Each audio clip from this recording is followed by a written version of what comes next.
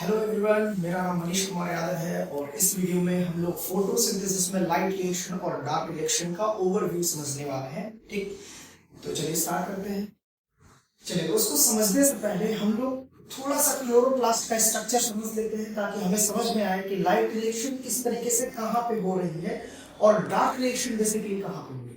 ठीक, तो देखिए ये क्लोरोप्लास्ट का स्ट्रक्चर है। इस क्लोरोप्लास्ट जैसा कि आपको पता होगा कि एक double membrane bound cell organelle होता है और इसमें दो मेम्ब्रेन्स होती है, एक इसका आउटर मेम्ब्रेन होता है, एक इसका इनर मेम्ब्रेन होता है। तो बीच में एक छोटा सा स्पेस भी होता है, इंटर मेम्ब्रेन स्पेस होता है, बट वो इतना ज्यादा नहीं होता है। जैसे कि माइटोकॉन्ड्रिया में थोड़ा सा इंटर मेम्ब्रेन स्पेस ज्यादा बड़ा होता है। और इसके बेसिक सबसे बड़े कंपार्टमेंट की बात करें तो वो यहाँ पे है स्ट्रोमा। अगर माइटोकॉन्ड्रिया की बात करें तो होता है मैट्रिक्स, यहाँ पे है स्ट्रोमा। ठीक, तो यहाँ पे स्ट्रोमा में सबसे पहले ये छोटे छोटे कॉइन लाइक स्ट्रक्चर दिखाई देते हैं। इन छोटे छोटे कॉइन लाइक स्ट्रक्चर को बोलते हैं थाइलाकोइड। और जब ये थाइलाकोइड एक दूसरे के ऊपर अरेंज हो जाते हैं तो इस स्ट्रक्चर को हम लोग ग्रैनम बोलते हैं। क्या बोलते हैं? ग्रैनम। ठीक, तो ये थाइलाकोइड के ग्रुप को ग्रैनम बोल रहे हैं। और ये थाइलाकोइड्स के ग्रुप जो है मतलब ग्रैना, बहुत सारे एक ग्रैनम है, ये ग्रैनम है, इसका प्लूरल वर्ड हो जाएगा ग्रैना। तो ग्रैना आपस में कनेक्ट होने के लिए दूसरे तरीके का जो है मेम्ब्रेनस स्ट्रक्चर होता है जिसको बोलते हैं स्ट्रोमल लैमेली। ठीक, तो यहाँ पे दूसरा जो पार्ट है इसका वो है स्ट्रोमा। तो स्ट्रोमा और थाइलाकोइड के इर्द गिर्द ही हमारा जो लाइट रिएक्शन है और डार्क रिएक्शन चलता है। ठीक, तो अगर थाइलाकोइड की बात करते हैं तो थाइलाकोइड और स्ट्रोमल लैमेली, थाइलाकोइड और स्ट्रोमल लैमेली में होता है डार्क लाइट रिएक्शन और जो स्ट्रोमा होता है उसमें होता है डार्क रिएक्शन। डार्क रिएक्शन जिसको हम लोग कार्बन रिएक्शन से भी होता है। ठीक, तो चलिए सबसे पहले हम लोग इसमें जो है समझ लेते हैं कि इसका ओवरव्यू क्या है। तो इसके ओवरव्यू में देखिए कि अगर सबसे पहले हम लोग यहाँ पे फोटोसिंथेसिस की बात करते हैं तो इसमें दो तरीके के रिएक्शंस होते हैं। इसमें होता है लाइट रिएक्शन जिसको हम लोग लाइट डिपेंडेंट रिएक्शन भी बोलते हैं और दूसरा होता है डार्क रिएक्शन। डार्क रिएक्शन जिसको मिसनोमर बोला जाता है और ये बेसिकली क्या होता है? Carbon reaction. So this is carbon reaction. ठीक है, सो एक लाइट रिएक्शन है, लाइट के ऊपर डायरेक्टली डिपेंडेंट है और दूसरा डार्क रिएक्शन है जिसको कार्बन रिएक्शन बोलते हैं और ये लाइट के ऊपर इंडिपेंडेंट है। और ये डिपेंडेंट किसके ऊपर है? लाइट के प्रोडक्ट्स के ऊपर डिपेंडेंट है। लाइट रिएक्शन के जो प्रोडक्ट्स बनते हैं उसके ऊपर डिपेंडेंट होता है डार्क रिएक्शन।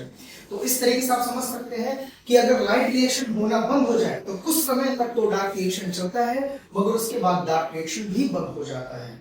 ठीक, इस चीज को बहुत बेसिकली समझ लीजिएगा। ठीक, तो अगर लाइट रिएक्शन की बात करें तो अभी हम लोगों ने डिस्कस किया कि कहां पे होता है, ये थाइलाकोइड की मेम्ब्रेन होता है, अकर्स इन थाइलाकोइड मेम्ब्रेन।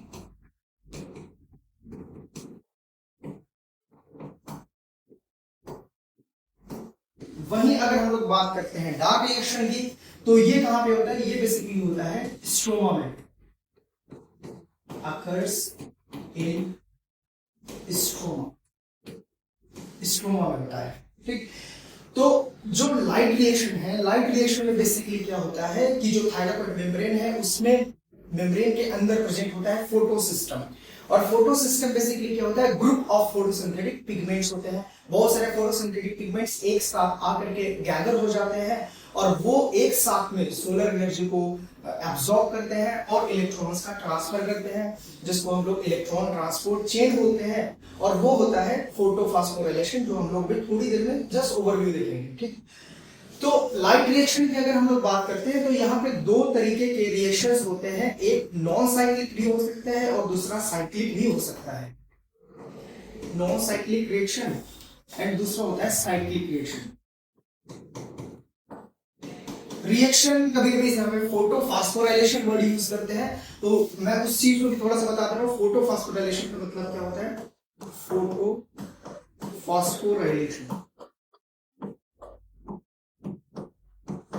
तो यहाँ पे सबसे फर्स्ट वर्ड है फोटो। फोटो का मतलब है यहाँ पे सनलाइट और फास्फोराइलेशन का मतलब होता है ट्रांसफर रिएक्शन हो रहा है यहाँ पे। यहाँ पे सिंपली क्या हो रहा है कि जो एडिनोसिन डाइफॉस्फेट है उसके ऊपर इनऑर्गेनिक फॉस्फेट का ट्रांसफर हो जा रहा है इस रिएक्शन को फास्फोराइलेशन बोलते हैं। जब ये फोटोसिंथेसिस में होता है तो उसको फोटोफास्फोराइलेशन बोलते हैं। यही अगर सेम रिएक्शन रेस्पिरेशन में होता है तो उसको ऑक्सीडेटिव फास्फोराइलेशन बोलते हैं, वहां पे भी ट्रांसफॉर्मेशन होता है। तो ये यहाँ पे cyclic and non cyclic photophosphorylation होता है, जिसमें बेसिकली एटीपी का फॉर्मेशन होता है। तो यहाँ दो चीजें हैं, दोनों चीजों को मैं अलग अलग ही मेंशन कर दे रहा हूँ कि जो नॉन साइक्लिक रिएक्शन है ये कहाँ पे हो रही है और साइक्लिक रिएक्शन बेसिकली कहाँ पे हो रही है। तो जो नॉन साइक्लिक रिएक्शन है इसमें देखिए जो थायलाकोइड की मेम्ब्रेन है उसमें फोटोसिस्टम है। फोटोसिस्टम दो तरीके का है, एक है फोटोसिस्टम सेकंड और दूसरा है फोटोसिस्टम फर्स्ट। इसमें फोटोसिस्टम सेकंड पहले अरेंज होता है और फोटोसिस्टम फर्स्ट बाद में। अभी दिखाऊंगा मैं उस स्ट्रक्चर को, ठीक। मगर इस चीज को आप समझ लीजिए, फोटोसिस्टम फर्स्ट और फोटोसिस्टम सेकंड दोनों फोटोसिंथेटिक पिगमेंट्स का ग्रुप है जो पर्टिकुलर बहुत सारे वेवलेंथ के एक लेंथ को मतलब एब्जॉर्ब करता है, ठीक। उसमें उसका एक लिमिट होता है, उसके बारे में हम लोग बाद में डिस्कस करेंगे, ठीक। तो नॉन साइक्लिक रिएक्शन कहां पे होता है? ये होता है granum occurs in thylakoid membrane of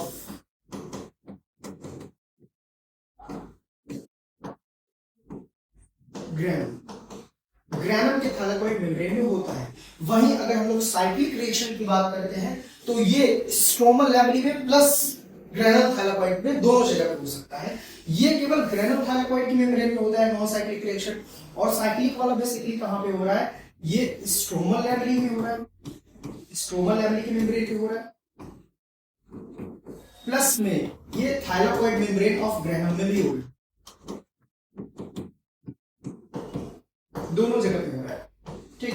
but यहां पे हमारा फोकस मेनली किस पे है? इसके प्रोडक्ट्स पे है, क्योंकि हम लोग ओवरव्यू पढ़ रहे हैं।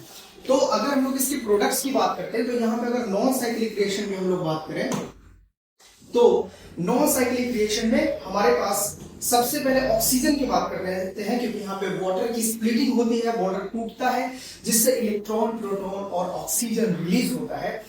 इसमें जो ऑक्सीजन है इसको हम लोग बाई प्रोडक्ट बोलते हैं, इसलिए फोटोसिंथेसिस के इस टाइप को ऑक्सीजेनिक फोटोसिंथेसिस भी बोला जाता है। और ये सबसे पहले कॉर्नेलियस वैन नील ने माइक्रो ऑर्गेनिजम्स के ऊपर डिस्कवरी की थी तो बताया था, ठीक।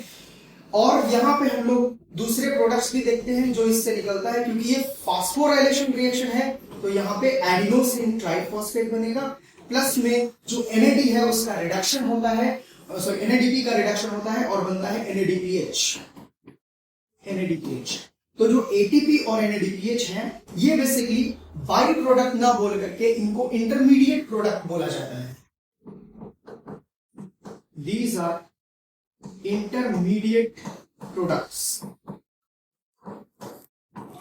इंटरमीडिएट प्रोडक्ट्स हम लोग इसलिए बोलते हैं क्योंकि इन प्रोडक्ट्स का फोटोसिंथेसिस में ही दूसरी जगह पे यूज कर लिया जाता है, ठीक।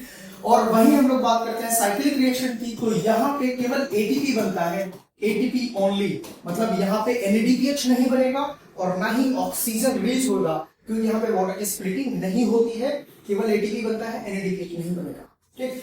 तो बेसिकली हम लोगों ने देखा कि जो लाइट रिएक्शन है, ओवरऑल जो हमारा लाइट रिएक्शन है उससे बाई प्रोडक्ट्स की बात करें तो ऑक्सीजन निकला है और ATP और NADPH क्या निकला है? Intermediate product. तो ये जो ATP और NADPH इंटरमीडिएट प्रोडक्ट निकलते हैं ये हमारे डार्क रिएक्शन में यूज होते हैं, जो कि स्ट्रोमा में हो रहा है। मतलब स्ट्रोमा में बहुत सारे एंजाइम्स प्रेजेंट है जो कि डार्क रिएक्शन को परफॉर्म करता है, ठीक। तो डार्क रिएक्शन में बेसिकली हमारे पास एक साइकिल होता है जिसको बोलते हैं कैल्विन साइकिल और C3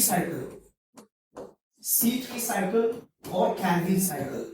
इस साइकिल में बेसिकली क्या होता है? कार्बन का एज्यूमुलेशन होता है, कार्बन का फिक्सेशन होता है। इसमें हमारे पास एक सबस्ट्रेट होता है जिनको बोलते हैं राइबोलोज बिसफॉस्फेट, और यहाँ पे जो कार्बन डाइऑक्साइड है उसको फिक्स करके फाइनल प्रोडक्ट ग्लूकोज निकलता है।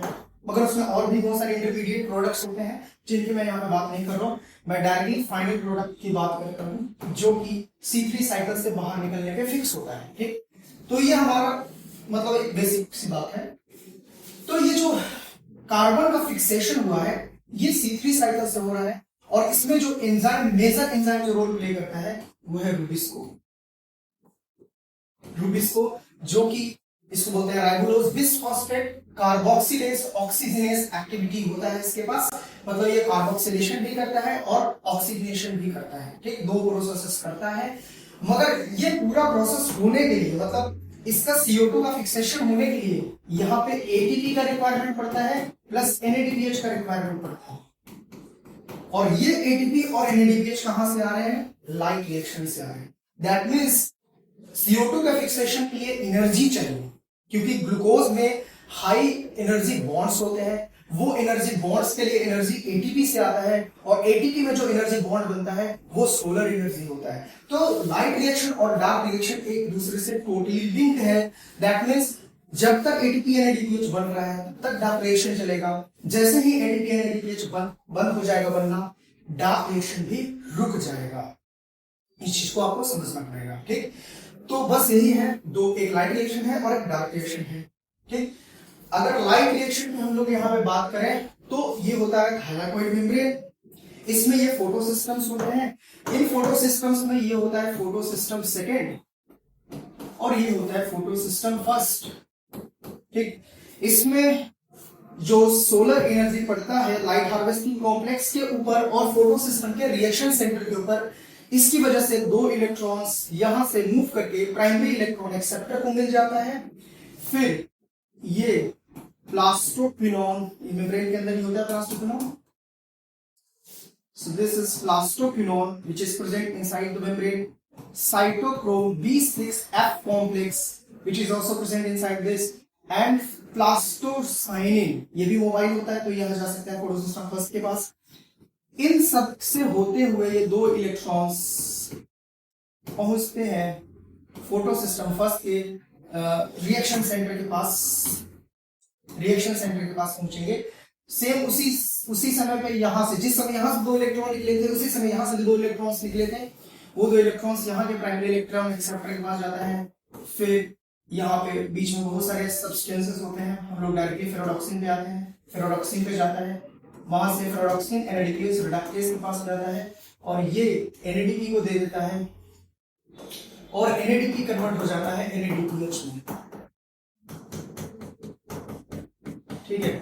दो, और यहाँ पे जो प्लास्टोक्विनोन है ये जब इलेक्ट्रॉन का ट्रांसफर करता है उसी समय प्रोटॉन्स का ट्रांसफर स्ट्रोमा से थाइलाकोइड की मेम्ब्रेन में थाइलाकोइड की ल्यूमेन में कर देता है। इसकी वजह से यहाँ पे एक एंजाइम होता है जो एक्टिवेट हो जाता है और फोटोफॉस्फोराइलेशन करने लगता है। ये एंजाइम है हमारा ATP सिंथेज एंजाइम है, क्योंकि यहाँ पे प्रोटॉन का कंसंट्रेशन इंक्रीज हो जाता है और इधर प्रोटॉन का कंसंट्रेशन डिक्रीज हो जाता है। इसकी वजह से यहाँ पे जो हायर कंसंट्रेशन से लोअर कंसंट्रेशन की तरफ प्रोटॉन का मूवमेंट होता है, इससे ADP और PI से मिल करके ATP बनाया जाता है। इसको हम लोग ऑक्सीडेटिव फोटोफॉस्फोराइलेशन, ठीक। तो इस वीडियो में हम लोग बस इतना ही रखते हैं, नेक्स्ट वीडियो में बात कीजिए। Thank you.